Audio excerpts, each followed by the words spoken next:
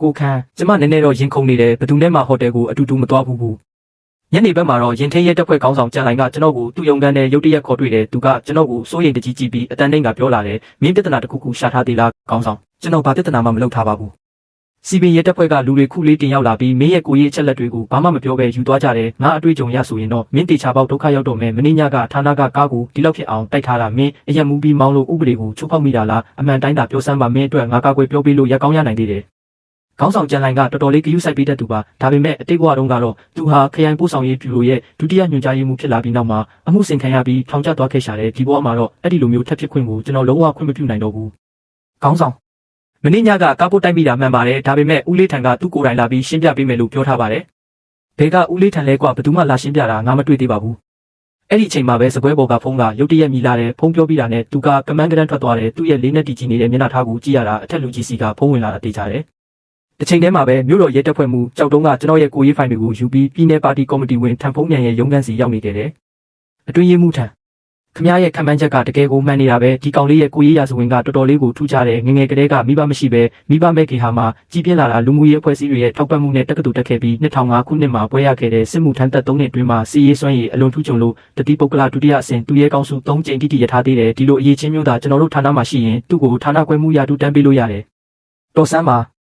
ငါမင်းကိုသူ့ဖိုင်တွေတွားယူခိုင်းတာမင်းအတွက်လူရွေးခိုင်းတာမဟုတ်ဘူးငါအတွက်ငါသုံးဖို့ခြံထားတာမင်းနဲ့မဆိုင်ဘူးဟာကျွန်တော်သိပါတယ်အတွင်းရေးမှုထံရဲ့ဒီလိုပဲပြောကြည့်တာပါကြောက်တုံးဟာထံဖုံးနယ်ရဲ့တပည့်ဟောင်းတယောက်ဖြစ်တာမို့အခြားလူတွေလိုအထက်လူကြီးနဲ့စကားပြောရတာအစိမ့်တက်တက်ဖြစ်မနေပါဘူးပြီးတော့မင်းညကရန်ကိုလှုပ်ကြံတဲ့သူတွေရဲ့နောက်ွယ်ကကျိုးကင်သူကိုစုံစမ်းလို့ပြီးပြီလာ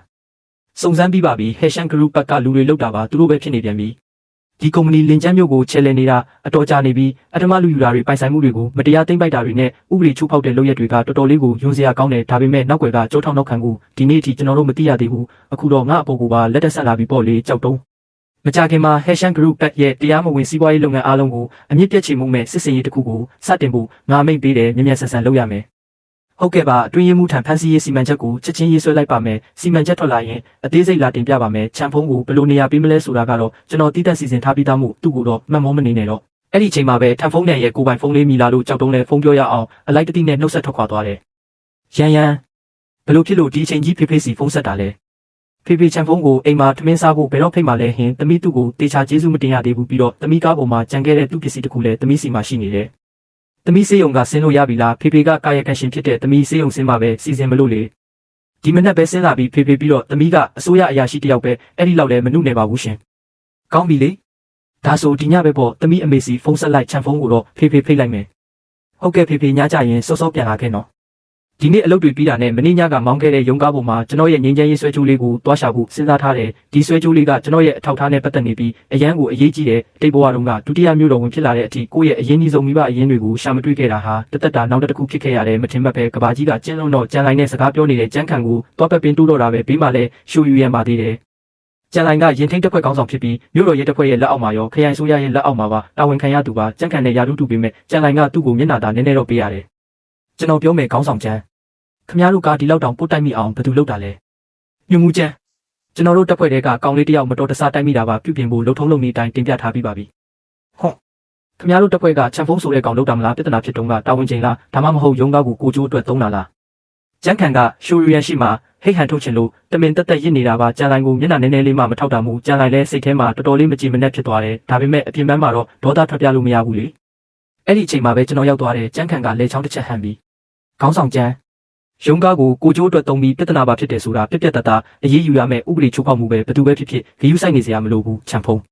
မင်းဒီကိုလာခဲ့မင်းရဲ့ခေါင်းဆောင်ရှိမှမင်းဒီကားကိုယူပြီးဘာသွားလောက်တာလဲတပ်ဖွဲ့မှာကားပြင်ဖို့တင်ရဲအောင်ဘယ်သူကမင်းကိုအခွင့်အရေးပေးတာလဲဆိုတာရှင်းပြစမ်းကြံလိုက်လဲဒေါသကိုလုံးဝထိမ့်မထားနိုင်တော့ဘူးမင်းလိုခရိုင်ရုံးကဒုတိယညွှန်မှုပေါက်စလေးကရင်ထိန်တပ်ဖွဲ့တီလာပြီးငါကောင်းဖို့ကိုဤလာပါနေတာလားအခွင့်အရေးပေးထားလို့တိတ်လွန်လာပြီလို့စိတ်ထဲကတွေးလိုက်တယ်ဒီကားကိုဘယ်လိုပြင်ဆင်စရိတ်တောင်းမလဲဆိုတာကကျွန်တော်တို့တတိယတပ်ဖွဲ့ရဲ့အတွင်းရေးကိစ္စပါချန်ဖုံးကားတုံးတာကတာဝန်ရလားဆိုတာခင်ဗျားကိုရှင်းပြစရာအကြောင်းမရှိဘူးညွှန်မှုကျန်ဒီကိစ္စနဲ့ပတ်သက်ပြီးခင်ဗျားမှာသဘောထားကွဲလွဲစရာရှိရင်အဂတိလိုက်စားမှုတိုက်ဖျက်ရေးရုံးကိုတွားတိုင်လို့ရတယ်တခြားကိစ္စရှိသေးလားညွှန်မှုကျန်စကားနဲ့ငယ်နဲ့ကြမ်းခံတယောက်မျက်နှာရဲတက်သွားပြီးဘာမှပြန်မပြောနိုင်တော့ဘူးကြံလိုင်ကအရှင်ရလုံးရှိုယူရန်ဘက်ကိုလှည့်ပြီးရှိုယူရန်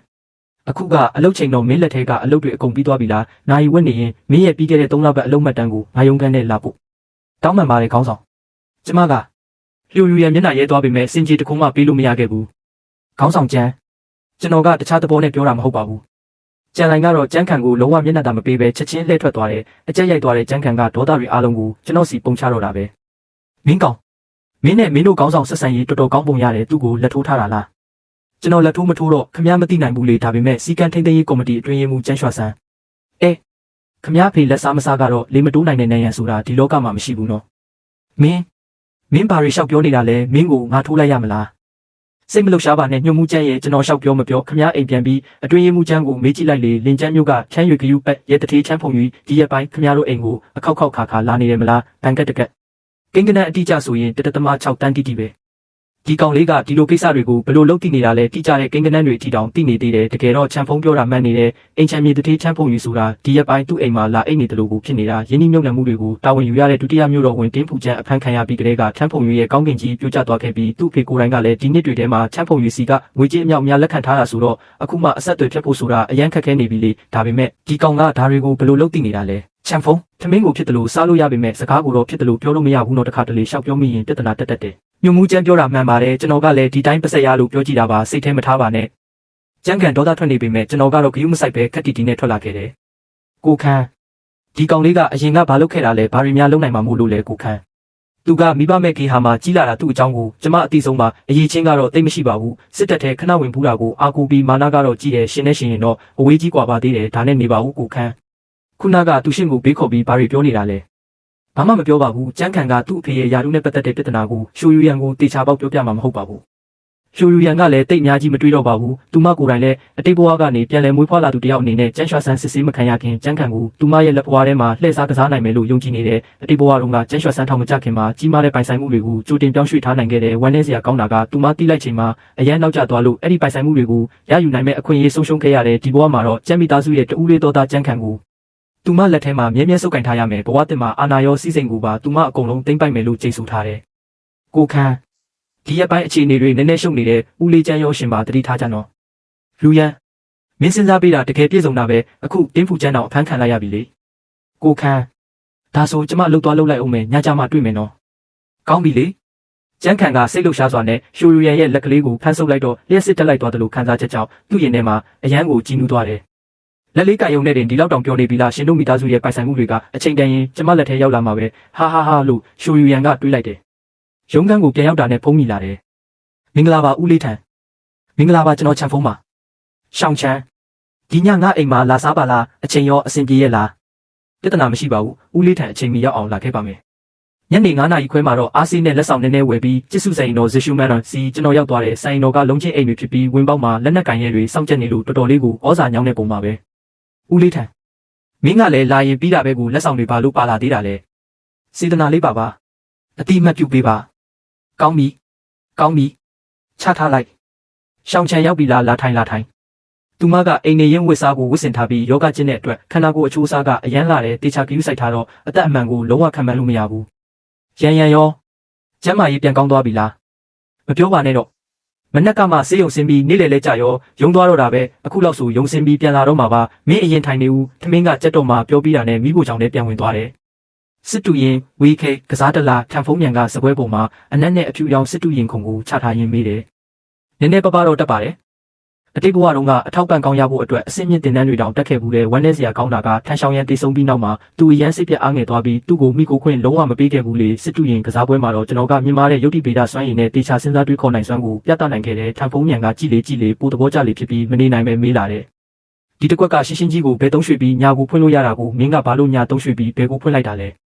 ရဲတင်းချိကတ်တိုင်းငကားစစ်မဖြစ်နိုင်ဘူးလို့ထင်လို့ပါအချိန်များစွာမှာတော့ကျန်းပိုးတွေလိုပဲပတ်လည်ဝိုင်းထားပေမဲ့မတိုက်ခိုက်တာတိုက်ခိုက်မဲ့ဟန်ပြင်ပြီးတကယ်မတိုက်တာစစ်မတိုက်ပဲရန်သူကိုအညံ့ခံစေတာကမှအမြင့်ဆုံးပြူဟာပါပဲဟာတိတ်ကောင်းတဲ့စကားပဲဒါဆိုဒီတစ်ကွက်ကရောလုံရိုးလုံစင်တွေကနေခွဲထွက်ပြီးအားနေချက်ကိုရှာကရန်သူကိုအမိုက်ဖမ်းတိုက်ခိုက်လိုက်တာပါဟာဒီလူငယ်လေးကတကယ်ကိုမျိုးစိကောင်းမဲ့ကြည့်ရတာကိုယ့်ရဲ့စီမံကိန်းတချို့ကိုဖြည်းဖြည်းချင်းအကောင့်ထဲပေါ်လို့ရနိုင်ပြီလို့သူတွေးလိုက်တယ်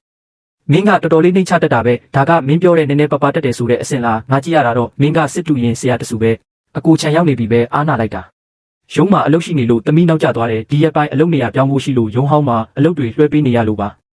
အဲ့ဒါဆိုလဲကျမ်းမာရေးကိုဂယုစိုက်ဦးလေကျေးဇူးတင်ပါတယ်အကိုချန်သမီးဂယုစိုက်ပါမယ် ဒီအချိန်မှာရှိုဖုံးကြီးကလည်းထမင်းဟင်းတွေကိုစပွဲပေါ်တင်လိုက်တယ်ထမင်းစားနေရင်လူတိုင်းကခွက်တွေမြောက်ကကျွန်တော်ရဲ့အသက်ကယ်တင်ပေးခဲ့မှုကိုကျေးဇူးတင်စကားပြောကြတယ်ထန်ဖုံးမြန်ကိုယ်တိုင်တော့အရက်တစ်ခွက်တောက်ခဲ့သေးတယ်ဒါကကျွန်တော်ကိုအယံဝမ်းသာဂုဏ်ယူစေတယ်ထမင်းစားပြီးနောက်မှာတော့ထန်ဖုံးမြန်ကကျွန်တော်ကိုသူ့စာကြည့်လိုက်တဲ့အလွန်လေးနက်တဲ့ပုံစံနဲ့ခေါ်သွားတယ်အခုငါမင်းနဲ့ပြောမဲ့စကားကအယံလေးနဲ့တေချာနားထောင်ဒီရက်ပိုင်းအတွင်းမင်းကိုစောင့်ကြည့်လေ့လာရတဲ့လောက်တော့မင်းကအလားအလာကောင်းတဲ့လူငယ်ပဲမင်းကိုရင်ထိန်တစ်ဖွဲ့မှာထားတာကမင်းရဲ့အရေးချင်းကိုဖြုံးတိပြရကြတယ်အဲ့လိုမဟုတ်ပါဘူးဦးလေးထံဘယ်နေရာမှာပဲဖြစ်ဖြစ်ပြည်သူလူထုကိုအလုပ်ကျွေးပြုဖို့ပါပဲတော်ဆန်းပါမင်းငါကိုဦးလေးထံလို့ခေါ်မှာတော့ငါတို့ကကိုလူတွေပဲငါရှိမှလာပြီးစကားကြီးစကားကျယ်တွေပြောမနေနဲ့ဝှေ့မင်းလူမင်းခရိုင်ကိုနောက်ရက်အနေငယ်အတွင်းစီးပွားရေးနဲ့ရင်းနှီးမြှုပ်နှံမှုတွေကိုအဓိကထားပြီးထိတ်တန်းခရိုင်တရားစီရင်ဝင်အောင်လုပ်မဲ့ခရိုင်အုပ်ချုပ်ရေးမှုတယောက်အတိရောက်လာလိမ့်မယ်ငါကမင်းကိုခရိုင်အုပ်ချုပ်ရေးမှုမရောက်လာခင်ဝှေ့မင်းခရိုင်ကိုခရိုင်အုပ်ချုပ်ရေးမှုရဲ့လက်ထောက်ဖြစ်ပြီးတော့ခရိုင်ဆိုရရုံရဲ့ညွှန်ကြားရေးမှုအဖြစ်ကြိုပြီးလွှတ်ချင်တဲ့လက်ခံနိုင်မလားဘဝတစ်ကိုပြန်လည်မွေးဖွားလာတဲ့ဆိုပေမဲ့ဒီလိုတိုးတက်မှုကအရန်ကိုမြန်ဆန်လုံးနဲ့အောက်ခြေရင်ထင်းရဲလေးဘဝကနေခရိုင်အုပ်ချုပ်ရေးမှုရဲ့အတွင်းရေးမှုနဲ့ရုံညွှန်ကြားရေးမှုရာထူးကိုတိုက်ရိုက်ခုန်တက်သွားတာတကယ်ကိုအာဏာရှိတဲ့ဒုဌာနမှုအဆင့်ပဲငါရဲ့ဒီစီစဉ်ပေါ်မင်းဘယ်လိုမြင်လဲရှိရင်အခုပြောကျွန်တော်အုံနောက်ကအမြန်ဆုံးအလုပ်လုပ်သွားတဲ့တာမန်လူတယောက်ဆိုရင်ဒီအချိန်မှာတစ္ဆာရှိကြောင်းပြသတဲ့စကားတွေဒါမှမဟုတ်အလကားအရာရှိစကားတွေပြောမှတေချာတယ်ဒါပေမဲ့ဒီအချိန်မှာကျွန်တော်ကအုပ်စုဖွဲ့အားပြိုင်မဲ့အနံ့တက်ကိုရလိုက်တယ်ခွေမင်ခရိုင်ကအားပြိုင်မှုတွေအရန်ပြင်းထန်လို့ဒါကိုကိုကြိုပြီးလွတ်တာဖြစ်မဲ့ထန်ဖုံးမြန်ကခရိုင်အုပ်ချုပ်ရေးမှုအသစ်အထီးကျန်မဖြစ်စေဖို့အကာအကွယ်တစ်ခုကြိုလုပ်ပေးတာပဲအခြေအနေကိုနားလည်သွားပြီဆိုတော့ဆေးကိုတက်ပေးလို့ရပြီဦးလေးထံကျွန်တော်ကလက်ထောက်ဖြစ်ညွှန်ကြားရေးမှုဖြစ်တခါမှမလုပ်ဘူးပါဘူးဒါပေမဲ့အရာရှိတယောက်ရဲ့တာဝန်ဆိုတာအထက်ကညွှန်ကြားချက်ကိုအောက်ကိုရောက်အောင်ပို့ပေးရမယ်အထက်လူကြီးရဲ့ဆုံးဖြတ်ချက်တွေပေါ်တာဝန်ခံရမယ်ခေါင်းဆောင်ရဲ့အလုပ်တွေကိုခွဲဝေတာဝန်ယူပေးပြီးကိုယ့်ရဲ့တိုက်ရိုက်ထက်လူကြီးရဲ့အလုပ်တွေစိတ်ကူးတွေကိုအပြည့်အဝပူးပေါင်းဆောင်ရွက်ပေးရမယ်ဆိုတာကိုတော့နားလည်ထားပါတယ်ရိုးရှင်းတဲ့စကားနဲ့ငယ်ကထန်ဖုံးနယ်ရဲ့ရင်ပတ်ထဲကိုတက်ထိသွားစေပြီးသူ့ကိုအရန်သဘောကျသွားစေတယ်ကောင်းပြီမင်းမနှက်ပြန်ဝှေ့မင်ခရိုင်ပါတီကော်မတီစီယိုရေးဌာနကိုတွားပြီးသတင်းပို့လိုက်ခရိုင်ဆိုရရုံးမှာအလုပ်လွှဲပြောင်းယူဖို့မင်းကိုခေါ်သွားမဲ့သူရှိလိမ့်မယ်အရေးကြီးကိစ္စတွေပြောလို့ပြီးပြီဆိုတော့ငါတို့အပြင်ထွက်ပြီးနောက်တစ်ပွဲလောက်ထပ်ဆွဲရအောင်မင်းလိုကောင်လေးကစစ်တူရင်ကိုဒီလောက်တောင်ကောင်းကောင်းကစားတတ်တာပဲဦးလေးထံသဘောကျတယ်ဆိုရင်နောက်လဲအချိန်မရွေးဖုန်းဆက်လိုက်ပါသူတို့နှစ်ယောက်အဲကန်းကိုရောက်ပြီးကစားဖို့အသင့်ပြင်နေတော့မှပဲတကားခောက်တန်ရုတ်တရက်ထွက်လာတယ်အတွင်းရေးမှုထံကျွန်တော်ကြောက်တုံးမှာဝင်ခဲ့လေကြောက်တုံးဝင်လာချင်းကျွန်တော်ကိုတွေ့တော့နည်းနည်းအံ့ဩသွားတယ်ဒီလောက်မြ мян ဆန်ဆန်တိုးတက်သွားလိမ့်မယ်လို့မထင်ထားဘူးပြီးတော့စစ်တူရင်တောင်အတူတူကစားနေကြပြီးဒီကောင်လေးတော်တော်ညံကောင်းတာပဲအထက်လူကြီးအကြိုက်ကိုတောင်သိနေပြီလားအတွင်းရေးမှုထံကျွန်တော်တင်ပြစရာအလုပ်ကိစ္စလေးရှိလို့ပါသူ့စကားတွေကအရေးမွက်ကိုကျွန်တော်ချက်ချင်းနားလည်လိုက်လို့နေရာကနေထားလိုက်တယ်ဦးလေးထံဒါဆိုကျွန်တော်အရင်ပြန်နေပေးရစီမလိုပါဘူးအားလုံးကကိုလူတွေကြီးပါပဲကြောက်တုံးမင်းတိုက်ရိုက်တာပြောလိုက်ပါဟုတ်ကဲ့အတွင်းရေးမှုထံခမားရဲ့ညွှန်ကြားချက်အတိုင်းအမြင့်ပြည့်ချီမုံရေးဖန်ဆီးမှုစီမံချက်ကိုရေးဆွဲပြီးပါပြီဒီစစ်စင်ရေးကို1209စစ်စင်ရေးလို့နာမည်ပေးထားပါတယ်အဆင်ပြေမယ်ဆိုရင်ဒီညမနက်2 နာရီမှာအလစ်ငိုင်ဖန်ဆီးမှုစတင်ပါမယ်ရန်ရန်ကိုဒုက္ခပေးတဲ့သူတွေကိုတယောက်မှလွတ်ပေးမှာမဟုတ်ဘူးအကုန်လုံးကိုဖမ်းမိစေရမယ်လို့အာမခံပါတယ်ထန်ဖုံးမြန်ကစာရွက်ပေါ်ကစီမံချက်ကိုစတင်ဖတ်ရှုနေတယ်ကျွန်တော်ရင်ထဲမှာတော့ဒိတ်ကနေဖြစ်သွားတယ်ဒီနာမည်ကဘာလို့ဒီလောက်ရင်းနှီးနေရတာလဲအရန်ကိုနက်နက်ရှိုင်းရှိုင်းမှတ်မိနေတယ်လို့ပဲရုတ်တရက်ကျွန်တော်ခေါင်းထဲမှာအတိတ်တစ်ခုဝင်လာတယ်အတိတ်ဘဝတုန်းကဒီ1209စစ်စင်ရေးအကြောင်းပဲလင်ကျန်းမြို့တော်ရဲတပ်ဖွဲ့ကဌာနမှုအဆင့်အရာရှိကြီးတယောက်ဆုံးရှုံးခဲ့ရတာလေစစ်စင်ရေးအတွင်းမှာဖမ်းဆီးရမယ့်သူတွေကကြီးမားတဲ့မူရစေဝါမှုနဲ့ပတ်သက်နေတာကိုမထင်မှတ်ဘဲတွားတိုးမိတာဒါကြောင့်ရာဇဝတ်ကောင်တွေကအသေးခံခုခံကြတယ်အဲ့ဒီလိုခုခံမှုကြောင့်ရဲမှုကြီးဟာတနက်တန်ရရှစ်ချက်တိတိမှန်ပြီးနေရာတင်ကျဆုံးသွားခဲ့တယ်တေဆုံးသွားခဲ့တဲ့အဲ့ဒီရဲမှုကြီးဆိုတာကြောက်တုံးဖြစ်ဖို့များတဲ့အတိတ်ဘဝကဒုတိယမြို့တော်ဝင်ဖြစ်လာပြီးမှဒီအကြောင်းကိုသိခဲ့ရတာမို့အရန်ကိုမှတ်မိနေတာဒါကိုတွေးပြီးတော့မြို့တော်ရဲတပ်ဖွဲ့မှုကိုကျွန်တော်မနေနိုင်ပဲမောကြည့်လိုက်မိတယ်နှမျောစရာပဲသူကထန်ဖုံးမြန်ရဲ့လူငါကလည်းအခုထန်ဖုံးမြန်နဲ့တလေတဲစီးနေပြီဆိုတော့ဒီအဖြစ်ပြက်ကိုဘယ်လိုရှောင်လဲရမလဲပြည်သူလုံခြုံရေးလိုအရေးကြီးတဲ့နေရာကိုလုံးဝလက်လွတ်ခံလို့မဖြစ်ဘူးထန်ဖုံးမြန်ကစစ်စင်ရေးစီမံချက်ကိုဖတ်လို့ပြီးသွားပြီးသူကလက်ထဲကဖိုင်ကိုချပြီးပြောလိုက်တယ်ဒီတစ်ချိန်ပြင်ဆင်ထားတာတော်တော်လေးပြည့်စုံတဲ့စစ်စင်ရေးစတင်လို့ရပြီဟုတ်ကဲ့အတွင်းရေးမှုထံဒါဆိုလက်မှတ်ထိုးပေးပါကြောက်တုံးကဒီညအလစ်အငိုက်စစ်စင်ရေးအတွက်ပြင်ဆင်ဖို့နှုတ်ဆက်ထွက်ခွာသွားပါတော့တယ်